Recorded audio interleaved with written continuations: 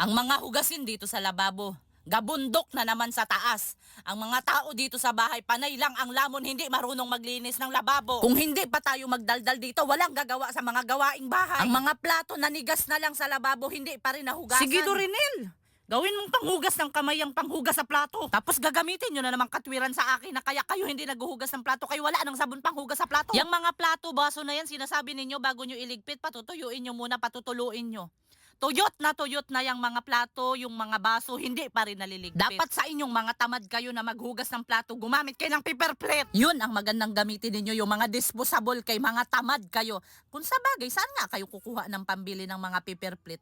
Gumamit na lang kayo ng dahon sa saging. Yung lagayan ng plato, sobrang dilaw na hindi nyo man lang mahugasan. Magaling lang kayo magsipagtambak ng mga plato, baso, hindi nyo tinitignan yung lagayan na napakarumi na. Sarap na sarap kayo sa pagkain ninyo, hindi nyo naiisip yung mga pinaglalagyan ng mga pagkainan. Ginagapangan ng mga ipis, nag-iihi ang mga daga. Yung mga basahan na yan, kung hindi pa ako maglalaba, hindi talaga malalabahan yan.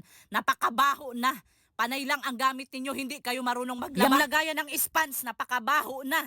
Sobrang dulas, hindi ninyo malinis. Ngayon mo lang naisip linisan yan, na sobrang dulas na. Sige, lakasan mo ang paggamit sa tubig kay ikaw man ang nagbabayad sa bill. Yung mga basura na yan, kung hindi pa lalanggamin, kung hindi pa yan mukhang payatas, hindi yan liligpitin. Noong nakaraan na napakatirik ng araw, hindi nagsipag-asikaso sa mga labahin. Ngayon natambak na, wala nang sasampayan, ngayon pa iintindihin. Yung mga puting damit, puro na talumtom, sira na, nabulok na lang dyan. Kung kailan bumabagyo sa kanyo pa maisip maglaba, hindi nyo pa napipitas yung mga sinampay sa labas, hindi nyo pa natutupi yung ibang tupihin. Marami na namang labahin. Dorinel, kaya yung mga gawain hindi matapos-tapos, kay inuuna mo yung cellphone mo. Akala mo naman talaga may mga importanteng pinagagawa dyan sa cellphone.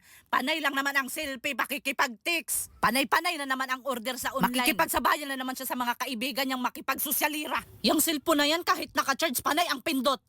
Kapag sasabog tayo sa bahay, ikaw talaga ang sisihin ko ngayon. Panay-panay naman ang gamitin nyo sa cellphone. Hindi ba kayo nanonood sa balita na kapag ma-overcharge ang cellphone, sasabog yan? Tignan mo ang babae kapag kumikilos, nagmamadali. Kay excited na yan siya magbasa-basa dyan sa Facebook niya. Yung harapan ng bahay, kung hindi tayo machismis sa kapitbahay, hindi yan siya maglilinis. Panay-panay pa naman ang tambay nitong babae na to sa labas ng bahay, hindi na nahihiya. Ang mga tao sa labas siya lang ang pinag-uusapan. Pag makita ko talaga ang labas ng bahay, nakukonsumi talaga ako. Paano kaya natitiis sa babae na magtambay-tambay dito sa labas na napakaraming langaw, napakaraming alikabok? Napapaisip talaga ako ba, gaano ba kahirap ang pagwawalis? Kaya ang pagwawalis kay Dorinel, gagawin niya lang yan isang beses sa isang linggo. Yung mga tsinilas na yan, panay ang pasok dito sa loob, hindi man lang pagpagan.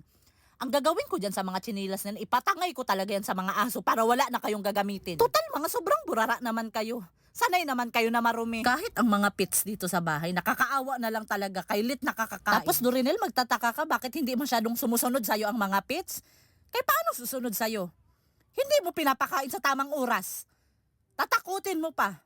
Tignan mo ang luka, oh. Paglalaruan pa yung pagkain sa mga pits. Yang manok, magtataka ka, bakit naglambitin yan siya dyan? Sino ba namang hindi maglambitin, mai-stress? Hindi nakakakain sa tamang oras.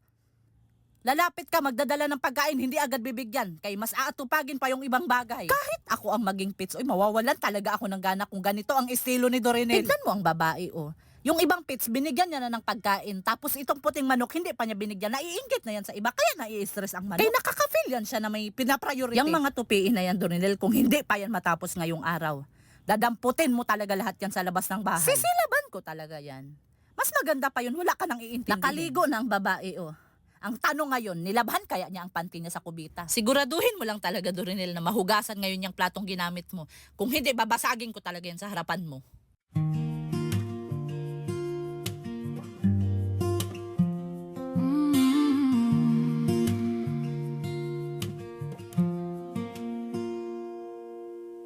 I don't count the steps I take. I don't mind the plans I break. Morning comes without a race. I arrive at my own pace.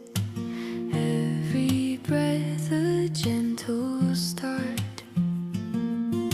Stillness teaching me its art. Living slowly feels like art. Every pause a perfect part. If I fall behind the race, I fall into a better place.